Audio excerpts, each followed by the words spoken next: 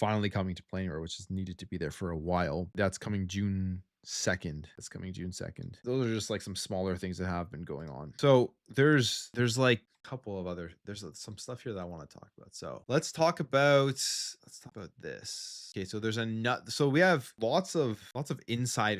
It's that time of the generation where we're leading up to the next gen, and there's constant rumors and stuff and speculation as to what is coming here. I think on the Xbox side of things, we pretty much know what is happening, what is coming with Project Helix. PlayStation 6 is a little different in the sense that they've given us no information and it's all been via insiders.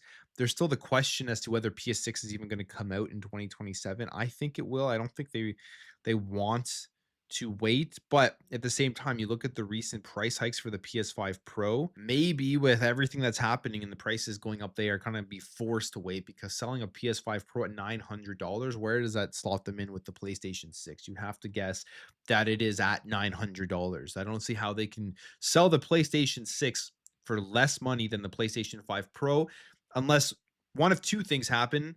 They discontinue the PS5 Pro, or they reduce the price of the PS5 Pro between now and next year, next fall. And the way things are going in the world, I just don't see that happening. I don't, if they raise it now, it's going to be that price next year. So PlayStation 6 is in a very interesting spot. The other way, I guess, for the PS6, where they can kind of get around all of the pricing stuff, is having a lower end SKU, which would be PlayStation 6 handheld, which we are hearing about. If that can dock, you can get performance kind of like the Xbox Series S, then I mean, people will take that as an option if it's like $500 versus $900 for the console, or $800 for the console. But now we have some more info here on PlayStation 6. Apparently, it's not many years away. And Sony here is working on the imminent generational transition with handheld support and PlayGo smart delivery. And what I always find funny about this type of stuff is you see PlayStation, and this has been consistent since like even the OG Xbox days. They always just basically copy what Xbox does with their features. It's Xbox always ahead of the curve. They do it first. PlayStation then basically just always copies it. And then all of a sudden, after PlayStation copies it, it is the greatest thing in the world. All the stuff that people shat on and trashed is now going to be the greatest thing. You'll see the same thing here.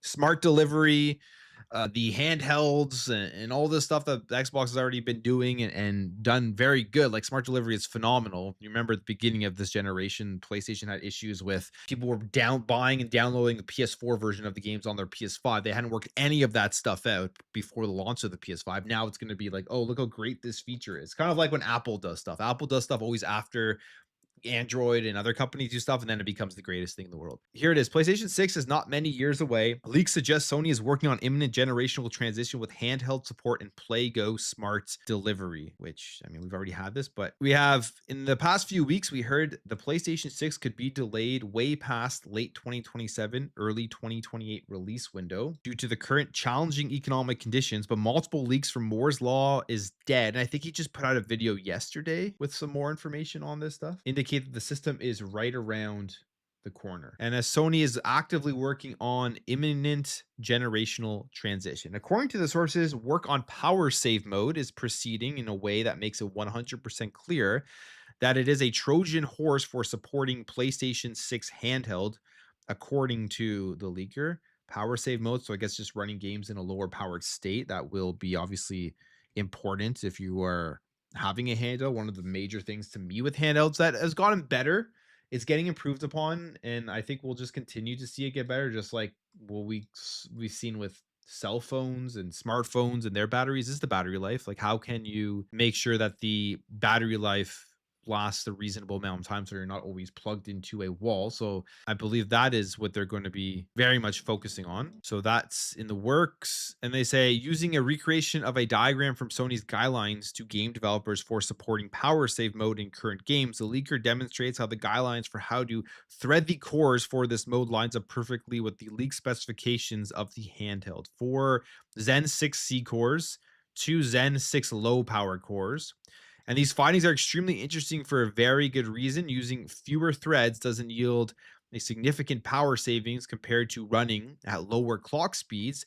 Therefore, these guidelines only make sense if power save mode is a compatibility layer for the rumored handheld, which, They'll need that. Like, they will need that. Obviously, one of the things that's important with these handhelds going forward, and same with the Xbox mode, is like how do they function like a console? Like, can you put it to sleep? Can you put it in a power save mode, then open it back up and be right where you were with the game? That has worked on the Ally and the Ally X, but it has issues.